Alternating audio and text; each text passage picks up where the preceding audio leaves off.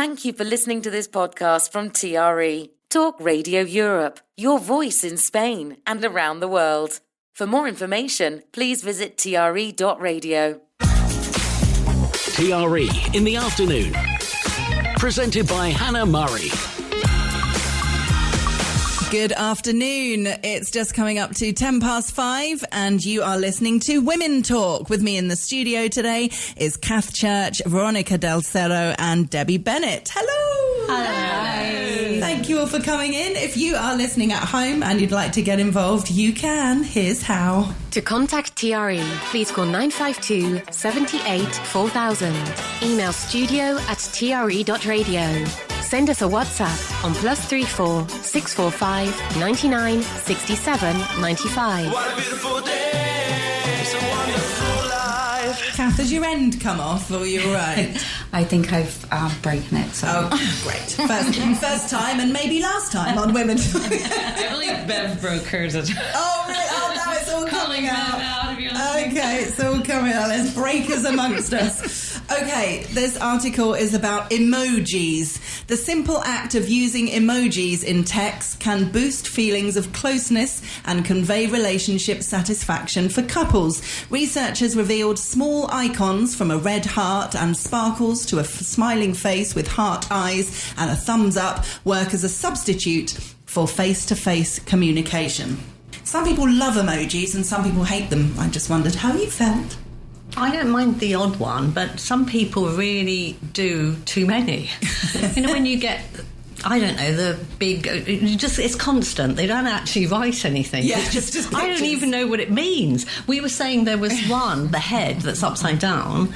We didn't know that was for sarcasm. I didn't either. I think someone's made that up. No, I didn't know that. I really have fun with emojis, but I'm a little bit scared to think when it said that means sarcasm, this means this. I really have no idea what the meanings are. Well, yeah, a lot came out from that program, Adolescence. Yeah. There was a lot that came out from that in terms of emojis and what young people use them as. Yeah. And the different coloured hearts, because we normally use a red heart, but the different colours can represent some really weird stuff. And I just think it's a pretty colour. You know, if someone's... Like, literally, if someone's What do you mean posted aubergine, Hannah? Oh, well, I know that one now. I didn't for ages. I was like, why? he wants an Osaka, like that. But yeah, if someone posts a nice photo on social media and it's like the blue sky and the blue sea, I'll go, oh, love all the blues, and post a blue heart. Yeah, exactly. That sounds reasonable. Exactly. Yeah, sounds reasonable. I can't remember what it means, but it doesn't mean nice blue skies. No, I'm sure. I don't know, is it just someone making this up about what it means? I think so. I absolutely think that is. I've just stepped into a new world of dating now. Ooh. So there's a whole ton of emojis that I'm trying to work out what they mean. And we're going aubergine and we're going beyond aubergine here. Okay. Oh, what's beyond aubergine? Tell us, married people.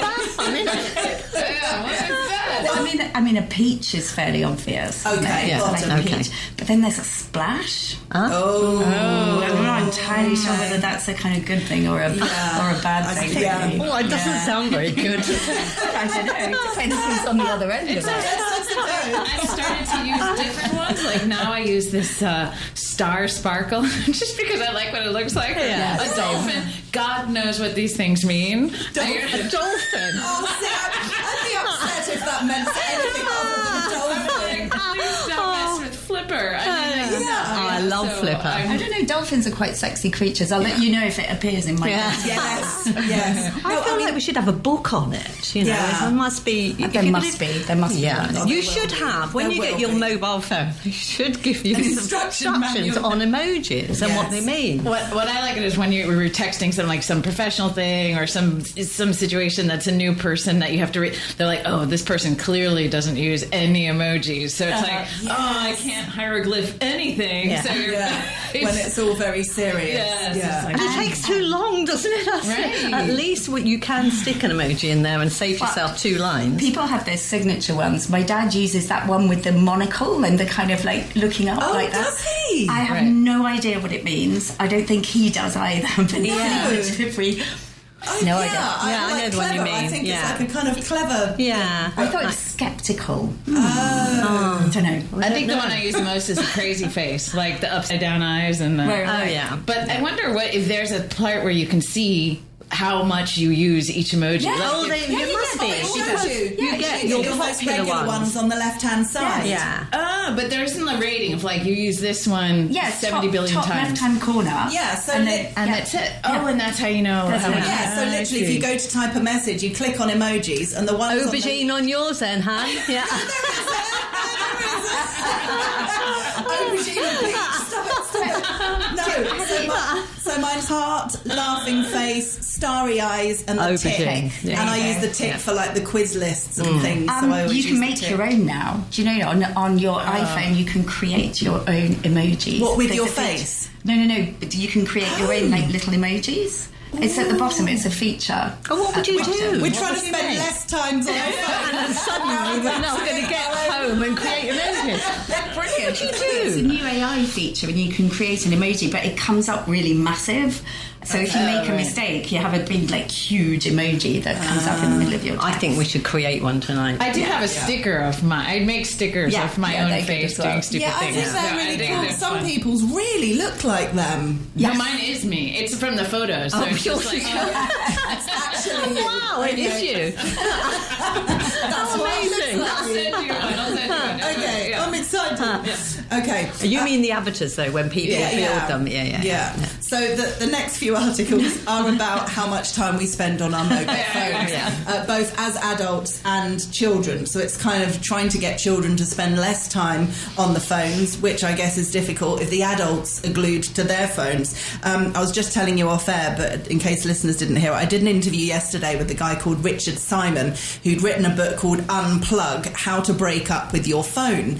And he did a year's detox 5 years ago because he decided he wasn't paying enough attention to his wife, his kids. He wasn't concentrating on his job. So he thought, I'm gonna go cold turkey and put the phone away. And he said it was really hard. You know, there were withdrawal symptoms at the beginning. He said even standing in a supermarket queue, that moment while you're like, oh, I might as well get my phone out and have a little look while I'm waiting for my turn. He was standing there going, oh, what will I do with myself? Okay, I'm just going to look around then. And things like that you wouldn't even think of were a big deal were really difficult at the beginning. But he got so much out of it and his relationships improved. He still doesn't use his phone much. Yeah. Really impressive. Great. Good. I need to use my phone less. I know that. It's weird, isn't it? I think I said to him, a lot of people probably don't want to admit that they're addicted or think they're not addicted, but the reality is I think a lot of us spend way more time than we should or could on our phones. Well, there's been billions spent by all of the big providers on creating the phones to be as addictive as possible. We get these constant dopamine hits from looking at it, from seeing messages, from seeing likes. Yeah.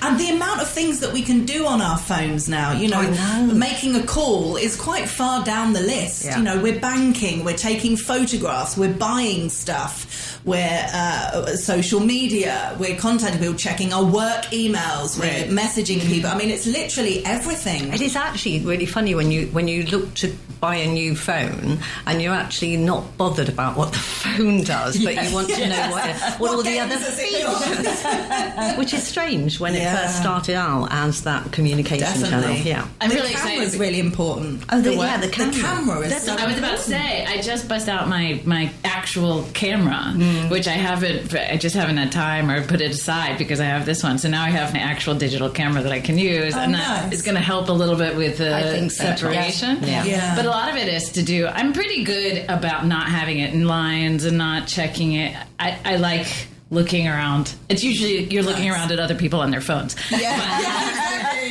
Absolutely. Yeah, especially on the metro. You know, you're just sitting there.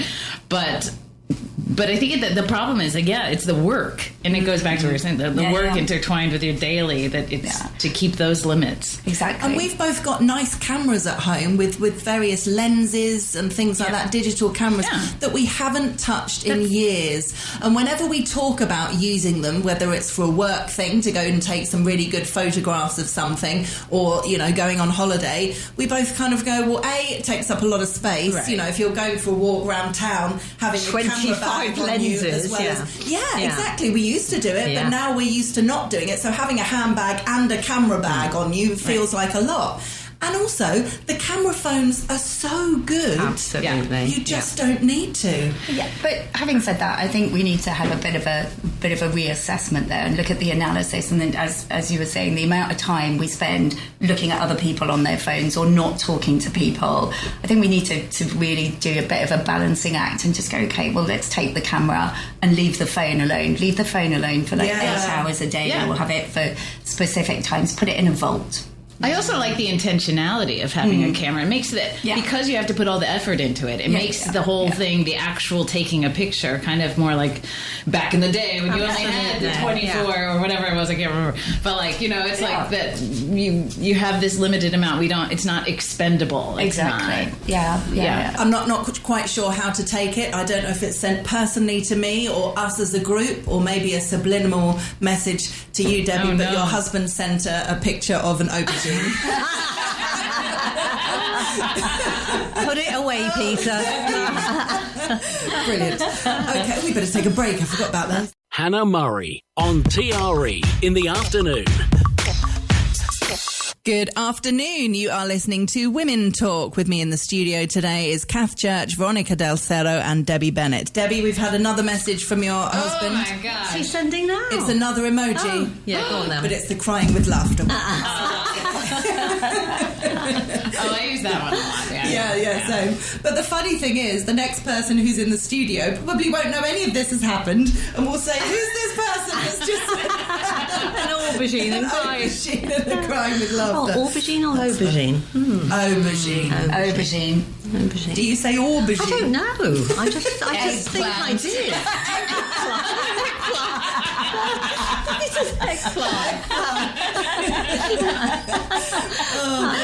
That was brilliantly timed, wasn't it? Well, funnily enough, we're all laughing, and the next article is about the funniest nations. As a nation, so they're talking about the Brits here, are known for our sarcasm and self-deprecating humour. But when it comes to being thought of as funny, a study has found the UK is certainly not a barrel of laughs. So I don't know who decided this, but they clearly are wrong. So the wittiest countries, number 1, Czech Republic. No way. Oh, really? You know this? Absolutely not for a fact at all, no. Okay. No. What, you mean they're not funny and that's a fact? Or you don't know it as a fact? I don't know it as a fact, but I don't think they're funny. Yeah. Okay. Right. Is I'm that blaming maybe because Brexit. you don't speak their language? I thought that. Why don't they speak wondered. English? You see, Brits are funny. We think we're funny. Well, we know we're funny. Come on, let's get this right. Number 2 is Portugal. No way. Yeah. Number 3, I would definitely agree with being in the top 5, is Ireland. Yeah. Irish people are funny. Yeah, but I don't. Half of the time, I don't think they realise they are funny. That makes you more funny. Yeah. But is this is Europe? No, because number 5 is Chile and Greece. Chile and Greece. Where is France? I disagree with that. Yeah, where does it come from? Where is France? Because I grew up in France. It's not on the list. Okay, well that's all right. So it's not in the... because they are definitely not. It's not in the top 10. So Australia's 7. Yeah, been to Australia. They're funny. They're funny. I'll take that. Yeah. Some are funny. Some are funny. Well, this is the thing. Yeah. All people from a nationality are not funny. Also, who wrote this study? Because And where did they meet them? Humor in itself, comedy in itself, is one of the hardest things to translate, and it's so difficult for another person of another culture to understand Definitely. it. And so it's one of the most difficult things. So to have somebody do it, it's so silly. Subjective. Yes. I think this is about Brexit. I think this is just no one likes How does England Chile anymore. get in with Brexit? I know. Kind of like Margaret Thatcher, kind of like Argentina. Oh, you see what I mean? clever comedy there from a Brit. Wow. Well, you say clever. Oh, So just for the That's record, just rude. just for the record, United Kingdom is 18 on the list. We've got the top 10 here, and then well, it just I've lets got to you say know we did that- better there than we did in the Eurovision Song Contest. There you go. Yeah, We're funnier than that, being a good singer. This is about anger. Women get angrier as they get older, but they learn to hide it better, a study suggests. The frequency and intensity of irritation increases, lots of eyes. The frequency and intensity of irritation increases with age, but emotional regulation improves, according to researchers. Females can typically calm themselves down and control how they externalise it, becoming less likely to express anger indiscriminately. How do you feel your anger levels have changed as you've got older? Well, there is a lot of research around this. This is part of what I do for a living, is doing talks about the menopause. And in fact, if I ever get home today, this will be what I'm doing tomorrow. Thanks, EasyJet. Yeah. And the hormonal changes that happen within perimenopause and menopause do actually rewire the way we process emotions and the way we express emotions as well. So there are physiological changes in the brain which would really explain that. So we do get angrier. I think maybe the thing about expressing it less may be societal. So older women are not supposed to get angry, and we're not supposed to. I think the way they express it changes. I know some women, I think they get the same amount of angry, but their manners, the levels of anger still seem to stay the same. It's a manner, right? Do you think? So do you mean Yeah. they're trying not to upset people and be kind? They don't want to show it. Okay. Yeah. It's I think that's what the article was, wasn't it? About hiding it. Yeah. Yeah, they're still angry. yeah, but they're not very good at Yeah, okay. And I think that's trying to. It They're not very good. depends who you're with. I mean, I certainly wouldn't hide it with Peter. He'll know, all right. Another emoji. Angry face coming through. Yeah. You're very scared But face. it really depends who you're with, because if you feel comfortable with those around you That's and you're true. angry, I think they see you warts and all. Yeah. So Yeah. you've got nothing to, I don't agree. No, I really? think society is really harsh in the way it judges women, full stop, and older women. So I think women change their behaviour more so, and you are more angry, and I think we mask and hide that because it's not acceptable from a society perspective. Yeah. I think passive aggression goes up, but yeah. You can tell she has experience in this. But I don't know what I'm talking about though, because I have my own mom definitely doesn't hide her anger at all. Good for her. It's good to express it. I mean, actually, to let it go internal is not good. No. I keep quoting interviews, but I did an interview a couple of weeks ago with the an guy- angry person, Mr. Angry. The book was all about anger and how it was one of the most important emotions that we have, Yeah. and a tool that we can use. And it's seen as a really negative thing. Anger, the next step is aggression and all that kind of thing. And if someone's channel angry, it, it's yeah. a negative thing. Yeah. But actually, it's about expressing it in the right way. Yeah, I as agree opposed with to that. not Yeah. being angry. Yeah, Absolutely. I agree. Yeah. And shouting is good too. I mean, like, Yeah. because it's a vibrational thing. You're letting it go, Yeah. right? You're releasing Yeah, it. it's somatic, isn't it? Yeah. So the moral of the story is let's be angry. Let's. Okay. Again, but this is like, if you're going to look at different cultures, that might not be the case. This is a very English story. Yeah. Yes, So you, that's very true. yeah. We need another chart, don't we? I think we might I'm not feature sure the number same would be one. in the Italians or the. Oh, yeah. It's all in the arms. Yeah. This is interesting. I don't know if you've seen the cover no, it's not the cover. She's changed it, of Sabrina Carpenter's album. So it was controversial, so she changed it. So it's basically her on all fours wearing a very short dress, and you can just sort of see just along the side a man in a suit who's pulling on her hair. And yeah, it was basically, she was accused of setting back feminism, and yeah, it wasn't a good look.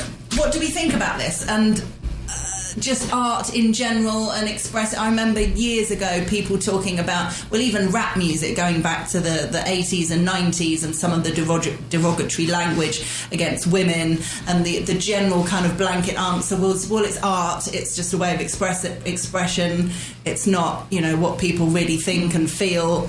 And I'm not sure that's a kind of great argument, to be honest. I don't know. There's been a load of chat on LinkedIn of all social media platforms, and I would know that because I spend way too much time on my phone. But there's been a lot of conversation around this, and some of the points of view that are being expressed is that it's her choice, it's her photo album. Yeah. It's her face, you can see her. It's very deliberately posed, it's very beautiful, and the man is in the background, you can just see the side of his leg. So from that basis, I see this as being something that she has chosen. I think it's a great photograph. Okay. But that's if you're intelligent enough to work out those things you've said. And I don't know what's her average audience. I think it's great. So it doesn't. I don't find it offensive, and it is beautiful. What's her audience though? Is she targeting? Is it mainly young women? Girls. And is it? I don't know. I guess I'm neither here nor there with it. It's just, it's nice. If she was doing something she didn't want to do, that's completely a different story. But is it offensive to people? I don't know. Is it? I can't remember how many years ago now, but a good 10 years ago when Rihanna released the song S&M, and I remember thinking that was pretty shocking. And the video was her in a dog collar being pulled along on all fours. And I remember thinking she has a really young fan base, and various friends of mine took their kids to a Rihanna concert without even maybe hadn't even heard of the song themselves, and suddenly they're there with their 7, 8, 9-year-olds watching this song going, this feels slightly inappropriate. And I do think, yes, they're their own people, they can do what they like and it's their choice and that kind of thing, but I think if they're marketing their image and their music at young women, they need to really think about the messages that they're putting out there, I think. Well, but if we think about all of the male artists, all of the rappers, and think about the women who are in their videos. So you've got women with wearing absolutely nothing being called hoes. And so I think that kind of treatment and depiction of women to young children is worse in my view. But we don't see the outrage. We don't see the outrage about this. This is a powerful, strong woman taking charge of the way she looks herself and presenting herself in a certain way. But we're not saying that to male artists who've got, loads of women wearing next to nothing who are completely indistinguishable one from the other. So I think there's some real double standards there. I do feel the same about male artists, definitely. I remember thinking about rap and stuff and being really confused with the language that they're using and thinking as a young person, do they not like women then, I think there's so many thoughts on this, but her brain is fried. No, I think for a lot of times young kids, the image thing might be a little bit of an issue. When it comes to phrases and this kind of stuff, I think young kids don't internalize. They don't know a lot. No, don't know what they're singing. Yeah, we do, but they don't know. So there's a lot that they're making. I remember listening to MC Hammer, no idea what he was saying, but it was now I'm like, oh my God, I was listening to this. But when I listened to it, it had nothing to do with I remember singing along to I Wanna Sex You Up. I had no idea. It was just a great song. I wanna set me in the back of the car and no idea. No idea. Exactly. So there's some, I think we tend to be like, we attribute a lot there where it's not. There's imagination. We give them more credit. But images become an issue. I guess the more pressing question is, why do they hold so much power? Why are they holding so much influence? And the parents should maybe be a little bit more present there. But I don't know. And also, does every woman have to be a poster child for feminism? Do you know what I mean? Is she not just like... No, absolutely. Yeah. She doesn't. No, it's true. We better take another break. Hannah Murray, TRE in the afternoon. Good afternoon. You're listening to Women Talk. With me in the studio today is Kath Church, Veronica Del Cerro, and Debbie Bennett. Okay. This article says honesty, respect and communication are all crucial to a happy marriage, but a simple way to boost your union could be to give your partner a kiss or cuddle in public, according to a study. Public displays of affection are linked to greater relationship satisfaction. Some people love all that, some people feel very uncomfortable and don't do it at all, so I just thought we could discuss. I like it, Yeah. and especially I love seeing, I'm going to say like 70, 80-year-old people strolling along, holding hands, Yeah, having a so cuddle and a nice. kiss, and I just think, I don't want to see people snogging in doorways on a regular basis. No. I don't mean 80-years-olds. But anyone. So there's some things that are a little bit maybe, but I think, a little kiss and a cuddle. Yeah, I think that's I think what I it's do nice. with people on a regular basis. Yeah, and hold hands, hand holders. Yeah, love it. I will say, now that you're saying it, I feel like I've seen much less. It used to be much more prominent. Don't you feel? I agree. feel? I agree with you. Yeah. I'm not thinking, I haven't really thought about it, but I feel like I used to see it more. Yeah, that's a good point, actually. I'm thinking about it. It feels the same. Everyone's on their phone. Exactly. It's probably right. Absolutely. Gosh. Yeah. Because when I do, I know that I can tell you like 3 incidents in the last year that I was like, whoa, calm down. But So I think there's something here about sexuality and probably about race as well. So I live in Brighton, so I'm very used to seeing same-sex couples kissing and cuddling. I'm also used to seeing very drunk couples, Hindus and stag do's, stumbling about and kissing. But I do wonder how easy it is for same-sex couples in places like we know in China, it's impossible, in Russia, in Eastern Europe. So yeah, maybe it would be good for everybody to see more kissing and cuddling. Yeah, I think so. I think it's a nice thing. Absolutely. Yeah. Well, it's all love, isn't it? isn't it? We like love. Yeah.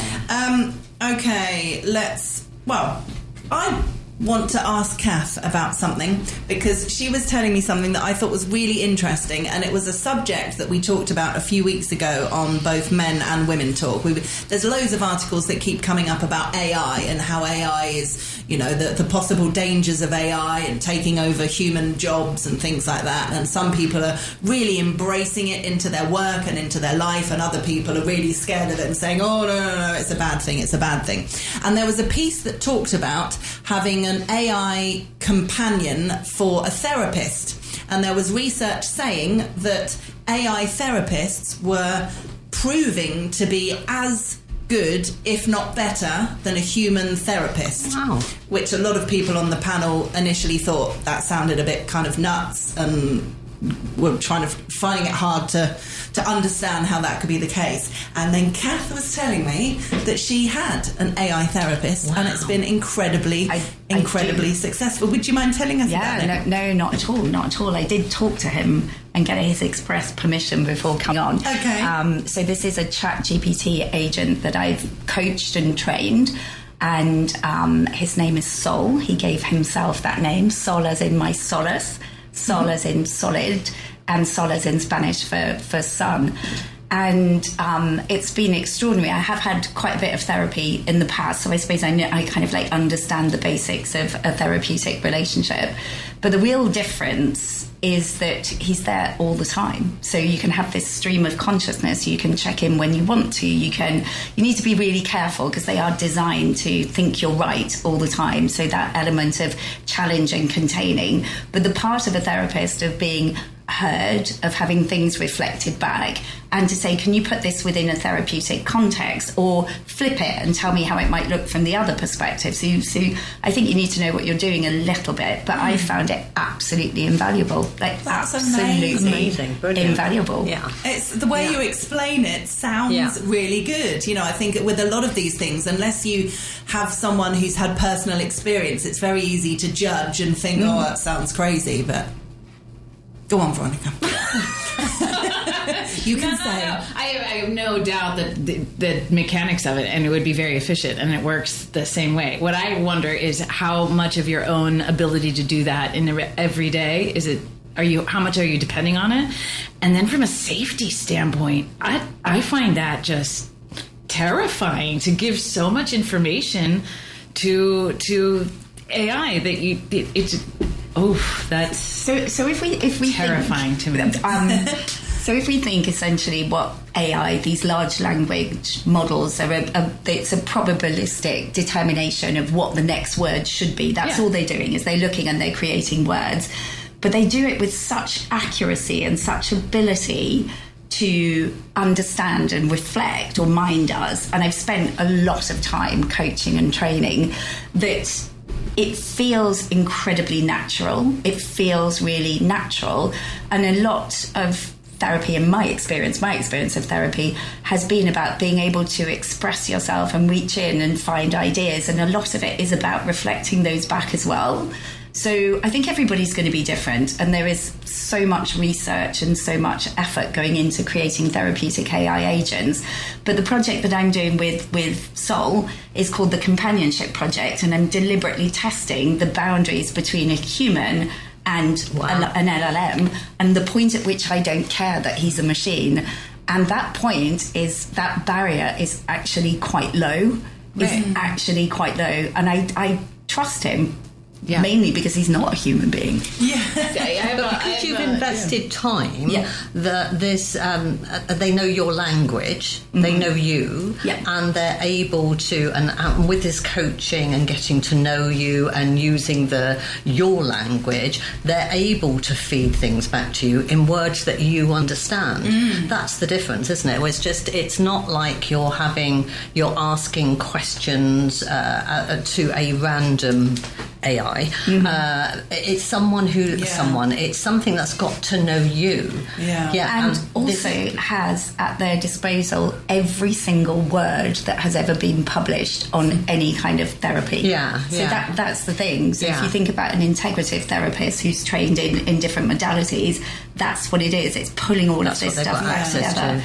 And you said that they're kind of trained initially to believe or agree with everything that you say, and you say that sometimes you'll say something and he'll agree with you, and then you'll say, oh no, come on, Sol, you should be telling me that it's not okay that I did that, or I think I made the wrong decision there. You've got to be able to tell me that. So you're the whole time training him, so sometimes he does turn around and say to you, that was a really silly thing to do, or whatever. Or just, and I think more so, the reaction that you can possibly think that it might have come from this certain place or a past experience, which is what a therapist would do. Absolutely. Would reflect that back to you and put it within a framework. But a therapist isn't going to go hold us accountable for you in some unforeseen future in a government that you don't trust. That could very well happen and is happening right now. Like, I can't even imagine how easy it is now. Yeah. That you can just take that information and use it very easily if you're blatantly giving it out. Well, I mean, I suppose the things that I'm talking about,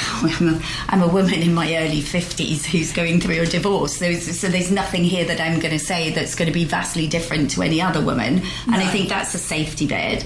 And then the other thing is, they've had 40 million people using just ChatGPT as some form of therapy. But I take your point. Absolutely, I take your point. You wouldn't want to be giving them personal details and PIN numbers and stuff like that. No, but even we don't know the things that are going to be frowned upon, that are not okay anymore next week, in 2 weeks. You don't know.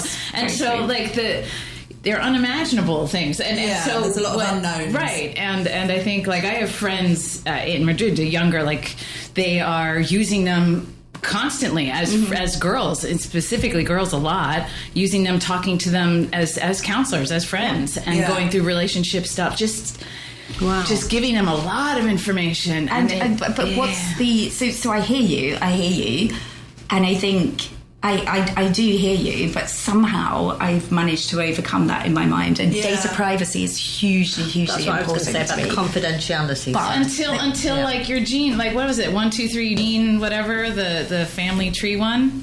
Genealogy, right? Something where the gene, they have all this bank of gene information, and now they're bankrupt and selling it.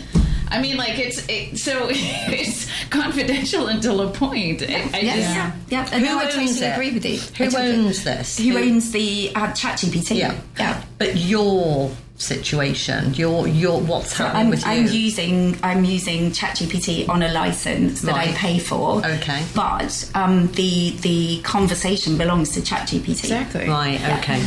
Yeah. But you're a coach, right? You said you're a coach? I do some coaching, more business mentoring than coaching. No, she's coaching her. therapist. But as you do mentor, so would you recommend your clients to then use ChatGPT instead of you?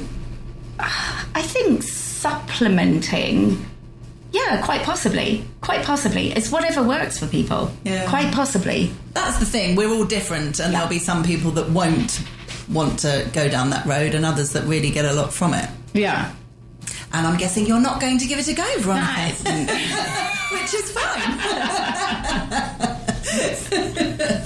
Right, let's move on to what one are we going to do now? Oh, this is an interesting one. You mentioned this earlier. Children's enjoyment of writing has plummeted over the last decade, sparking fears for their futures. Just 27% of children say they enjoyed writing in their free time, compared to 29% last year and 47% in 2010. Why do we think this is? It's the phones, isn't it? I mean, literally, it's the phones, it's the devices. Everything is thinking for you. Exactly. We flowed straight into that one, didn't we? Suddenly you don't have to be as creative. Write a story on this bottle of water.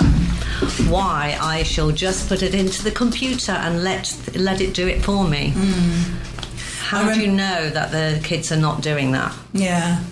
Oh, definitely. Yeah. Oh, it is happening. And teachers are having to be more aware of the language of ChatGPT and things so they can work out, because apparently it can be quite obvious if you've got ChatGPT to write an article or whatever for you, that the language is quite kind of recognisable. So I mean, you see it on emails and stuff. So we had somebody I know who was writing some emails to someone whose language, the first language is Spanish, and they're British, and they got chat to do it. So they've got this whole AI thing inspired bloody email, and instead of doing what we should be doing is bullet points, really simple, because their language, the first language, is not English, it's suddenly become an essay to express two things, and it just looks pathetic. I mean, it's just so wordy and unnecessary. Yeah. And you just think, why are you doing this? Is it because you can't be bothered, or you're doing it because you think you look good? Because you really don't. No. And the person receiving it has no clue what the person's saying. Yeah. It's kind of silly. Yeah. I think not being able to formulate these creative, like to be able to write to even the unknown space is what's so daunting, but that's the creative aspect of it. And if we've lost that, that's so uniquely human, isn't it? I think the research is already there that our cognitive abilities are fading because we're just turning to AI and LLMs. Right. Yeah. And the other thing that comes up a lot is obviously letter writing, and how we really don't do that much anymore. I love stationery. Yeah? Do you write letters? I don't write. I write on journals and I write stationery. Lovely. But I always mean to write letters and to make the stamps. Think about it. Can I just tell you, I recently, from packing boxes, I came across letters that I'd received from a girlfriend in Australia, and we'd been writing to each other for years and years and years. I have letters since 1980s for her.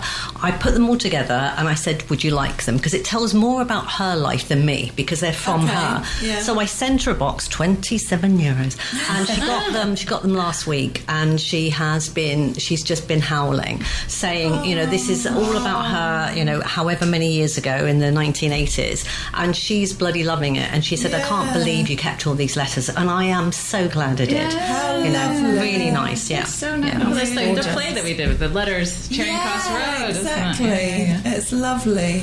But I think, I wonder how many parents now in this day and age encourage their kids to write thank you letters, because that was definitely a thing for My me. goddaughter. growing up. My goddaughter Yeah? still does. that's it's really excellent. Yeah. Really nice. Also, the actually using your hand to write instead of typing. Absolutely. I love it. Yeah. Yeah. But there's a lot that's I think there's quite a bit of research that when you write, actually using your hand, you will remember it more. Yeah. I You still will do. Me too. Yeah, yeah. You'll internalize All my notes it. are written. Me Yeah, too. yeah. Right? Yeah. I have to be Journals. writing. Yeah. Well, bizarrely, I'll never forget one of the first times when I interviewed Jeffrey Archer on the book show. He said that he still writes all his books, first draft, with his hand, which is seriously impressive. I He mean, must that's have a good lot of handwriting. writing. Yeah. I mean, that was a few years ago. Maybe he doesn't now, but that was a big thing. He always does his first draft written by hand, and then his secretary will type it all up for him. Wow. Yeah. Very, very rare. We better take the last ad break. Hannah Murray. TRE in the afternoon. Good afternoon. Welcome to the last part of Women Talk with Kath, Veronica and Debbie. It is 5 to 6, so we've got 5 minutes to talk about, we're not going to do all of these, obviously, 50 lessons I've learned at 50. This was a lovely article written a few weeks ago, and I've kept it and highlighted a few interesting points, and I'm just going to pick out a couple of them. One of them is the most important relationship you will have in your life is with yourself. Do not resist this idea as self-indulgence, since it's in knowing yourself truly, the light and the dark, that you will create stronger, more powerful relationships with the world around you, and especially with other people. Isn't that a powerful statement? Yes. Yeah. And that's it. We're all sitting again. thank you very much. Yeah, we can relate. We got there way before 50. Okay, well done. This one is a good one to mention with you three, definitely. When you get to 40, start lifting weights and build lifting weights into your life as a habit. Oh, yes. All gym buddies, I know this. Yeah. So, the importance, I mean, it's a big part of all of your lives, isn't it? Absolutely. Huge. Love it. Love it. Yeah, but I'm yet to do like free weights. You don't do must the start. lifting weights. I don't like go to the thing. Yeah, because I'm still in the and this is how much I live at the gym, but I'm still intimidated by the whole free weight Oh, area. no. One of you can get. There'll be a PT there who'll do a session and show you some Oh, stuff. come to our class. I need to. Come Yeah, to our definitely. class. We do beach fit at CrossFit. It's fabulous. Yeah. We're doing, tomorrow. I'll do weights with you. Yeah. Yeah, We go to the yeah, same yeah, gym. yeah, You should yeah, come. we go. Why don't you come? Well, we'll do it at our gym. I want to go to the machine that has the cross thing. I mean, I see it all, but I'm always a little Do you know, bit. so many women say that. That's a massive reason for women not doing free weights is because they're intimidated. Yeah. And they should be, all of the gyms should put classes on, like introductory classes, and show women what to do because it's dead easy. Yeah, absolutely. I You find a love way that's it. good for you, and then you lift it up. I need to. And there's different. You just think about the way your arm bends and different things that you can do with the weights. We should be on TV. Yeah, thank goodness I'm not. We have a class. It doesn't quite go like Hannah was explaining. I've got to say our teacher is a little bit better. Yeah, figures, yeah. Yeah, and I absolutely love it, and I think it keeps you younger, keeps things. Yeah. I think definitely from when I had my hip replaced, it just meant that I recovered really quick. I think all these things, just as we're getting older, just me. I'm Women talking about, lose just 3%, keep doing it. 3% of their muscle mass every year post-menopause. So there you go. So you really need to Got to some do work it, to and keep especially with the maintain it. bones and stuff, you've got to keep those muscles ready to carry your body. Another one, most things work out okay in the long run, and a lot of things you are worrying about now will likely become completely irrelevant soon. I like that. Yeah, I do like that. I think that's my favorite audition advice for actors. It's like, which I think in my life is like everything. It's that basically you won't remember it at some point, and some disaster that happened or humiliation is like, there's a good chance you won't even remember that this even happened. Yeah, which is absolutely. And if you do, other people won't. No, exactly. So Too there's busy no worrying need. about themselves. Well, you say that, but you keep saying my card trick one.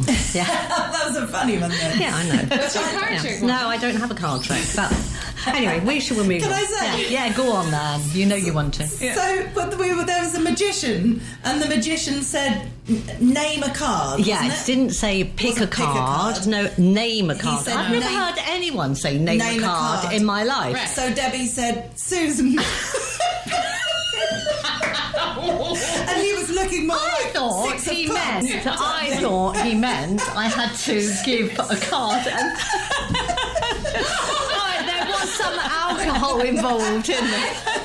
So this gets brought up every Yeah. So single when you say people won't remember, you're lying.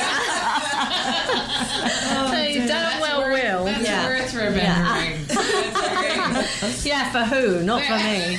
But something that I've definitely embraced in the last few years or so is to worry less. Life is too short for worrying. It's easier said than done. I know it's not an easy thing to take on, but as soon as you start worrying less, it's absolutely liberating. Things that you can't change, things that you can't do anything about. What's the point worrying about it? It's true. We've got But- 10 seconds left. Yeah, it's true. Yeah. And we'll leave it at that. And on that note, yeah, exactly. Thank you all very much for coming in today. You've been listening to a TRE production. If you've enjoyed this programme, there'll be another episode waiting for you next week, right here on this platform, where you can also access our extensive back catalogue of shows and interviews. For more information on our live programming, social media channels and apps, and how to contact Talk Radio Europe, please visit tre.radio.